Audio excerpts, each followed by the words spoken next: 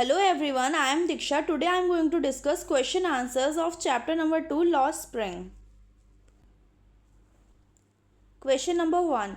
What is Sahib looking for in the garbage dumps? Where has he come from? Sahib garbage में क्या ढूंढता था और वो कहाँ से है? Sahib is looking for gold, useful things like coins, rupees or plastic items in the garbage dumps of Seemapuri. Sahib garbage में क्या ढूंढता था? गोल्ड ढूंढता था, कोई भी कॉइन्स मिल जाएं, रुपीज़ या कोई प्लास्टिक आइटम्स मिल जाएं जो यूज़फुल हो उसके लिए। और साहिब कहाँ से है? ढाका, बांग्लादेश से। हैवी स्टॉर्म्स, बहुत तेज़ जो तूफ़ान आया था उसकी वजह से उनके जो खेत है वो बर्बाद हो गए थे, उनके घर बर्बाद हो गए थे, इसलिए उन्हें सीमापुरी आना पड़ा। Question number 2. Why do the children in Seemapuri roam barefoot? जो सीमापुरी के बच्चे थे वो बेयरफुट क्यों घूमते थे? The children remain barefoot due to extreme poverty. वो बेयरफुट इसलिए रहते थे क्योंकि वो बहुत ज़्यादा गरीब थे। Their families can not afford simple footwear. उनके फैमिलीज उन्हें फुटवेयर नहीं दिला सकती थी। Although some elders explain it as a tradition to stay barefoot, the author points out it is just an excuse to hide their poor condition.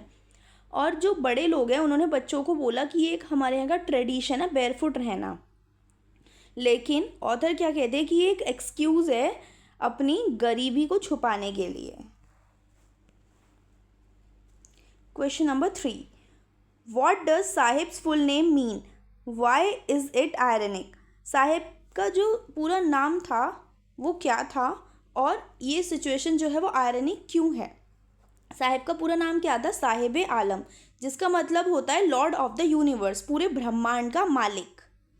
लेकिन अब इसमें ironic situation क्या है? साहिब क्या था? बहुत गरीब था और वो नंगे पैर घूमता था सड़कों पर, और वो रैक पिकर था जो बहुत ज़्यादा स्ट्रगल कर रहा था अपनी लाइफ में खाने के लिए और घर के लिए, जो बिल्कुल ओपोजिट है। Question number 4. Garbage to them is gold. Why does the author say this about rag pickers? Garbage उन लोगों के लिए गोल्ड है, ऐसा क्यों कहा ऑथर ने रैक पिकर्स के लिए? For the elders of Seemapuri garbage is their daily bread and means of survival. जो एल्डर्स हैं उनके लिए गार्बेज उनका डेली का खाना है और उनका सर्वाइव करने का ज़रिया है। बच्चों के लिए ये एक वंडर है, ख़जाना है। उनको गार्बेज में 1 रुपये का कॉइन मिल जाता था, 10 रुपये नोट मिल जाता था, ट्रेजर्स मिलता था, इसलिए वो उनके लिए वंडर है। Question number 4. Is Saheb happy working at the tea stall? Why और वाई नॉट? क्या साहिब खुश था टी स्टॉल पर काम करके? No, Saheb is not happy although he gets ₹800 and free meals. Saheb खुश नहीं था, उसको बेशक 800 रुपये मिल रहा था महीने का और खाना भी मिलता था, लेकिन फिर भी वो खुश नहीं था वहाँ काम करके। He has lost his care free look and freedom. उसने अपना केयर फ्री लुक है वो खो दिया था, अपनी फ्रीडम, अपनी आज़ादी खो दी थी. The heavy steel canister he carries belongs to the shop owner, making him feel like a servant rather than his own master. अब वो किसी के अंडर काम कर रहा था और जो उसका स्टील कैनिस्टर है वो उसका नहीं लगता, वो किसका था? जो शॉप का ओनर था उसका था, और उसको वो बहुत हैवी लगता था अपने रैक पिकिंग बैग से, और वो अब खुद का मास्टर भी नहीं था. Next question. Where is Seemapuri? How is it miles away from Delhi metaphorically? Seemapuri is located on the boundary of Delhi. Seemapuri Delhi की बाउंड्री पर लोकेटेड है. It is miles away because Delhi is a modern developed capital city. Delhi क्या है? बहुत modern city है, developed है. While Seemapuri is a slum with no sewage, drinking water और proper hygiene. Seemapuri कैसा इलाका है? वहाँ पे ना तो प्रॉपर सीवेज है, पीने का पानी नहीं है, हाइजीन नहीं है. Question number 7. What is Mukesh dream? How is it different from his family business? Mukesh dreams of becoming a motor mechanic and driving cars. This is completely different from his family tradition of making bangles. He wants to break free from his lineage of forced labour. Mukesh का सपना था motor mechanic बनने का, जो different है पूरा ही किससे, making bangles. उसकी जो फैमिली का ट्रेडिशन था, वो लोग जनरेशन टू जनरेशन एक ही काम फॉलो कर रहे थे, बैंगल मेकिंग का। लेकिन जो मुकेश है, उसका जो ड्रीम है वो है मोटर मैकेनिक बनना, और वो अपनी इस परंपरा को तोड़ना चाहता था। Why is Firozabad famous? Describe its primary industry. Firozabad is famous as the hub of India's glass blowing industry. Families have spent generations welding colored glass fragments next to hot furnaces to make glass bangles for women across the country. Firozabad famous था glass blowing industry के लिए। यहाँ पे families ने अपनी generations गुजार दिए काम करने में और बैंगल मेकिंग करने में। What are the hazards of working in the glass bangle industry? क्या क्या hazards है बैंगल इंडस्ट्री में काम करने के? Workers sit in hot, poorly ventilated and dark glass factories.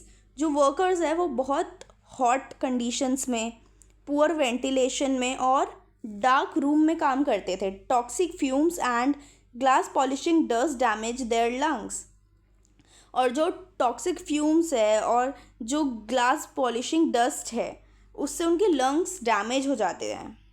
And young children often loose their eyesight before reaching adulthood. और जो young बच्चे हैं वो अपना आईसाइट खो देते हैं बहुत ज़्यादा हाई टेम्परेचर में काम करने की वजह से। What forces conspire to keep the bangle makers of Firozabad poor? They are trapped in a vicious cycle of money lenders, sahukars, greedy middlemen, corrupt policemen, law enforcers, and local politicians. If they try to organize themselves, they face police harassment.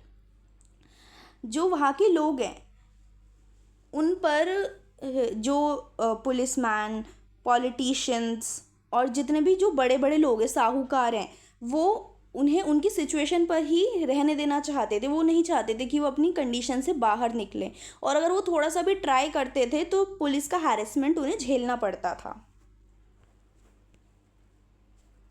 Why does Mukesh grand mother believe in destiny Karma? Mukesh की grand mother destiny में, कर्मा में क्यों believe करती थी?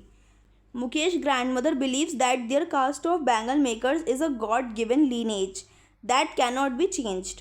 मुकेश की जो grand mother है वो मानती थी कि जो उन्हें बैंगल मेकिंग का काम मिला है वो उन्हें भगवान ने ही दिया है एज अ कर्मा, जिसे वो चेंज नहीं कर सकती।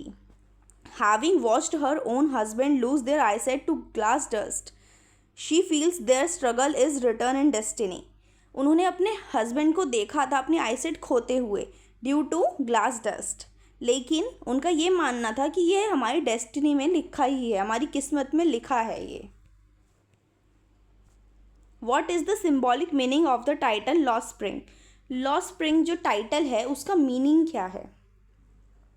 Spring represents youth, joy, growth and hope in nature. Spring means क्या होता है? Youth, joy, growth और hope. The title Lost Spring symbolizes the stolen childhood of poor children like Sahib and Mukesh who are forced into child labor and lose their freedom to learn and play.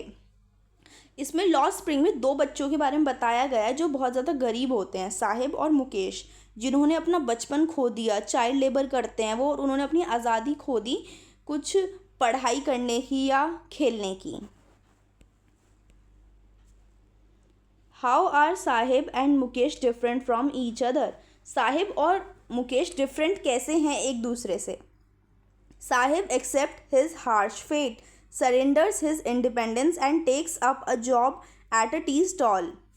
जो साहिब है वो accept कर लेता है अपनी condition को, अपनी जो इंडिपेंडेंस है उसे सरेंडर कर देता है और एक टी स्टॉल पर काम करने लग जाता है। In contrast Mukesh is a dreamer, जो मुकेश है वो बड़े बड़े सपने देखता है, and a rebel who refuses to yield to tradition and strives to become a motor mechanic. लेकिन जो मुकेश है वो मोटर मैकेनिक बनना चाहता है, जो उसका ट्रेडिशन चलता आ रहा है जनरेशन टू जनरेशन, वो उसको तोड़ना चाहता है और अपना सपना पूरा करना चाहता है। Next question, why are promises made to poor children rarely kept? People often make false promises. जो लोग हैं वो बच्चों से झूठे प्रॉमिस करते हैं, जैसे स्कूल खोलने के, out of shallow sympathy without intending to fulfil them, लेकिन उसको पूरा कोई नहीं करता।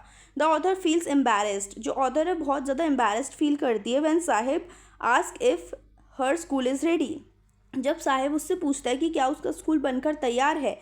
Realising how empty promises fill their worlds, वो रियलाइज़ करती है कि हमारे जो झूठे प्रोमिसेस हैं उससे भी इनकी जो दुनिया है वो कैसे पूरी भर जाती है, कैसे वो खुश हो जाते हैं, लेकिन वो चाह कर भी उसे पूरा नहीं कर सकती।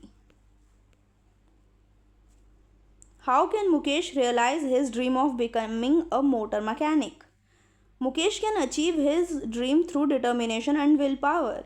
मुकेश डिटरमाइन था अपने गोल को लेकर। जो गैरेज था वो बहुत दूर था, तो वो रेडी था दूर तक पैदल चलकर जाने के लिए, क्योंकि उसको मोटर मैकेनिक बनना था। By staying focused he can break free from his family's generational poverty trap.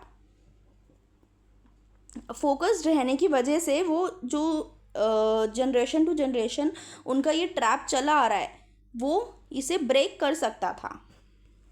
Okay students, that's all for this video. If you found this video helpful, make sure to like and subscribe to my channel. Thank you for watching.